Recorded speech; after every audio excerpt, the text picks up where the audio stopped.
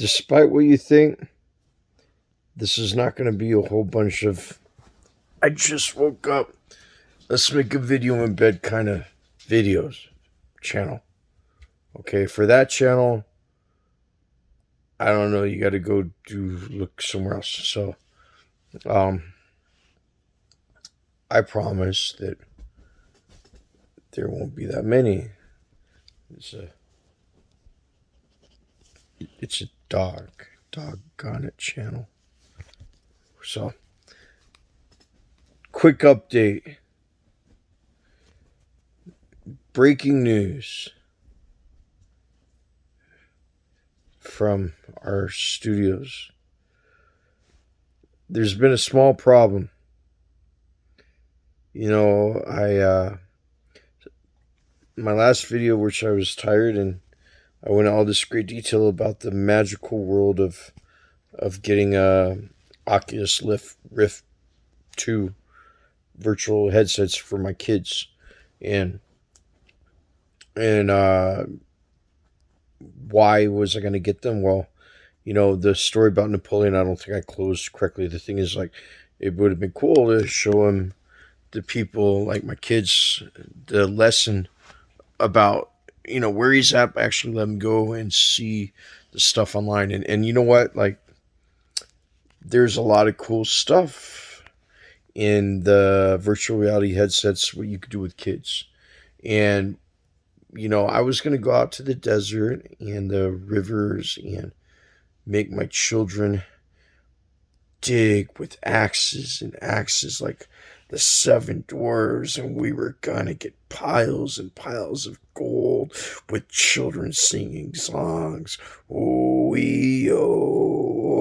and like Oompa Loompa songs about digging gold. And I was gonna laugh underneath my canopy with the iced tea lemon. No, I'm just kidding. I wasn't gonna do that. I wanted to continue education, and when you go out and you look for gold, you need to have some kind of creature comforts for your family.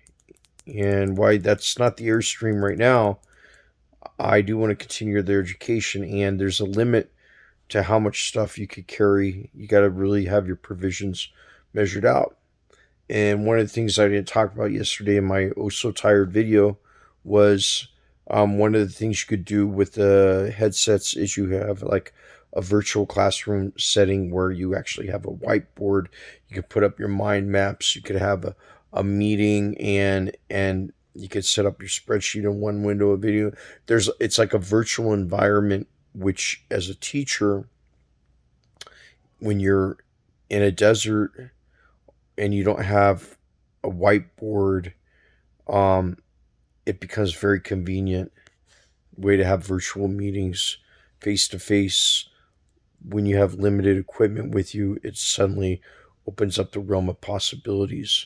And also, even when I'm not in the desert looking for gold, when I'm outside working and my wife is doing stuff, and I want to have an idea of outline what I want my kids to follow for some of their lessons, it's cool to be able to say, hey, everybody, let's jump in a meeting right now.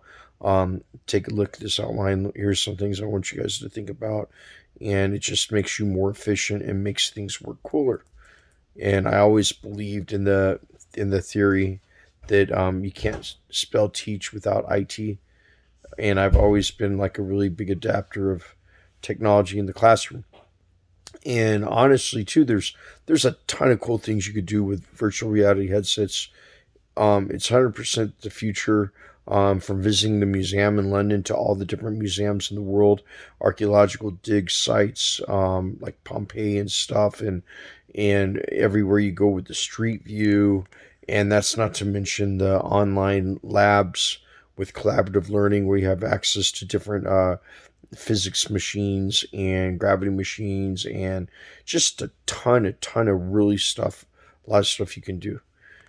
And including checking out stuff about gold and going to checking out Google sites, checking out elevation maps and terrain maps, and having the kids analyze that data and lots of cool things to finding gold before you actually go out and find the gold, or when you're on site and everything else. And you tie that in with a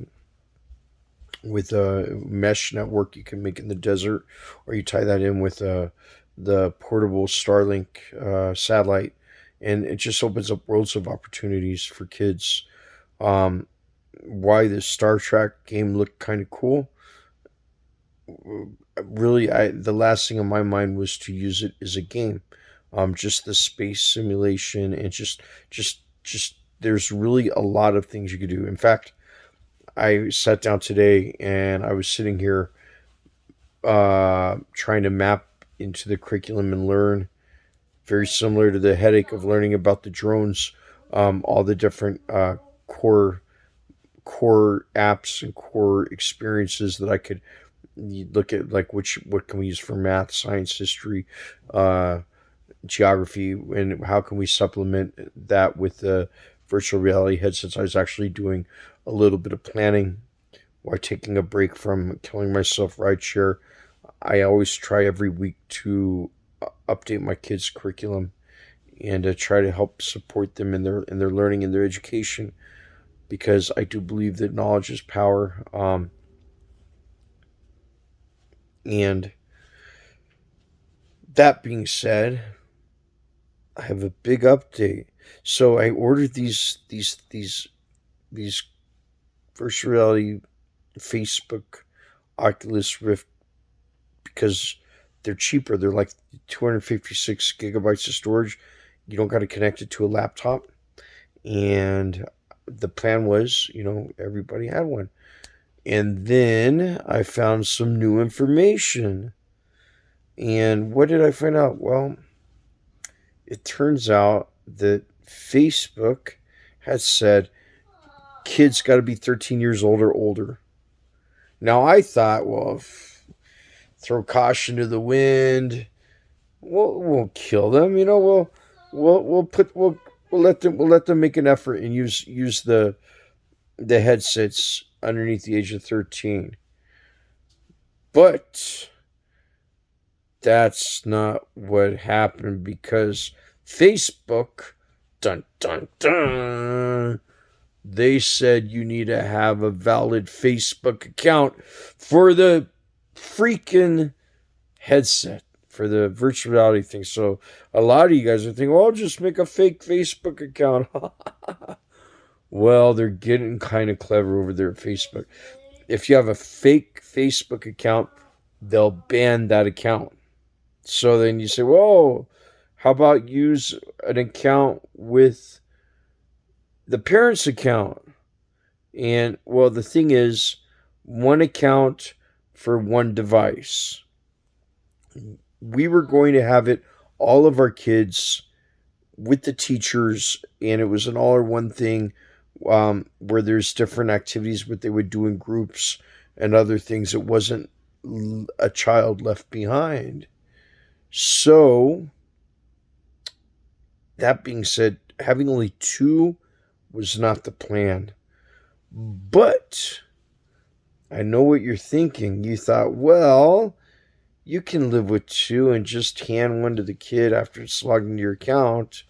But that famous Facebook company, FB, not FBI, they have this secret AI thing going on.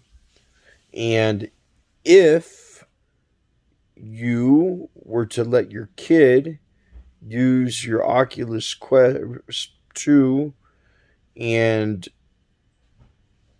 the thing is, they know how tall you are. The AI knows because of the way that the Quest works.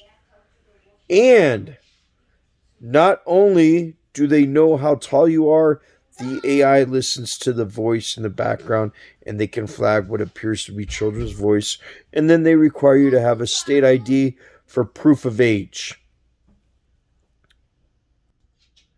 So, if you don't have a state ID to validate your age, they'll ban your Facebook profile.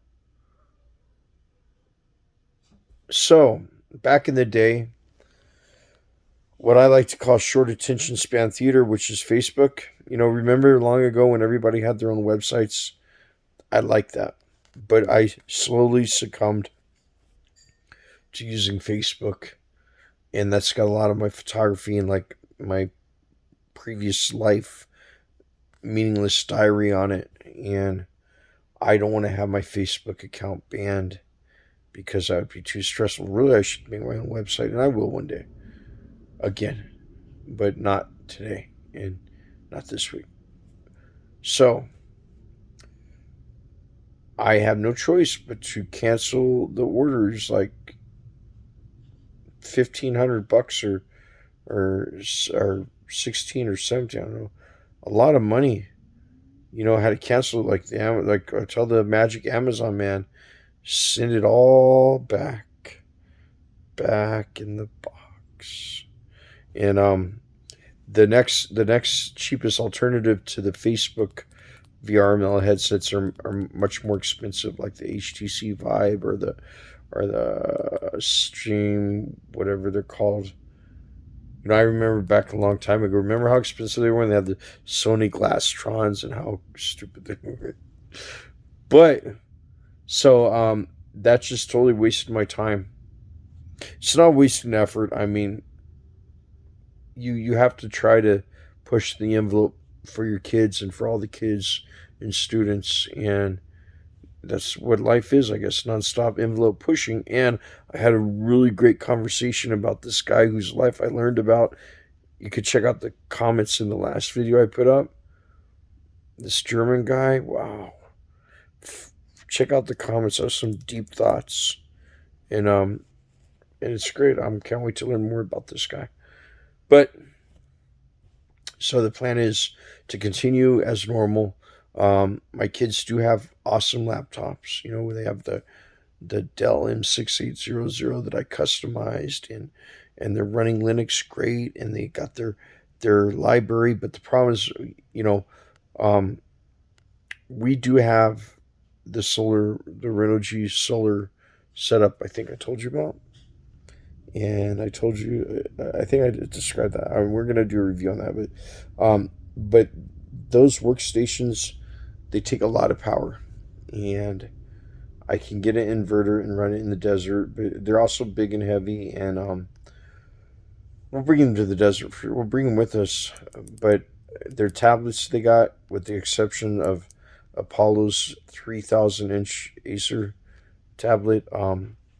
Their two Google Pixel tablets are broken, and I didn't want to pay to use them. So what happens is, if you want to put an 80 gig library, which I use the Calibre Calibre library management to create the database for their huge book collection. It took me like 12 books a day to create all the metadata on every book. Do the math with 6,000 books, right? You have to root the tablets, and it's not really easy to mount the external SD card on the USB to get it to read in the Calibre. I like to call it Calibre. I know that's wrong. And the Calibre app from Android Store. So what I did is I uploaded the 80 gigabyte library to our Dropbox account, and I used the remote Calibre app to access their 80 gigabyte library so they could download their books and use their tablet. And I really used the tablet just as a book reader, which is great because you can never have enough books in your life, right? So I didn't want to spend a couple $100 to have those tablets fixed, because it's a ripoff here in America. I can tell you, like, I so much miss the days of going on the streets in China to my friends in the shops and having guys that could fix anything on motherboards, open it up and fix it for like cheap. In America, it costs an arm and a leg for anything. Like my wife's phone, her Pixel 4 XL that I my old phone, like I bought the extended warranty on it, and the battery connection had a problem, and it couldn't read the battery meter. And you know what they charged for that extended warranty? $150. Unfreaking believable, huh? So, anyways, it's the American way, I guess. Charge a lot of money. I could have fixed it in China for like 80 yen or something, which would be like $10, but that's okay. So unfortunately for my kids, I wasted a lot of time, but we saved a little bit of money. And for anybody out there thinking about using their virtual reality headsets to help your kids when you're on the road looking for gold, my advice is don't use the Facebook ones, because they'll break it and it'll be worthless, or they'll ban your account if your kids are 13 and under, or underneath 13. Okay, so I got to go to work and try to make up for lost time and work hard, and it's okay. That's what life is. It's what fate is. But maybe you can learn from my experience. And I'm sorry about the whole video in bed thing. It's not like I really have time to make other videos yet. Soon. Okay? See you later. And what a great little step. See ya.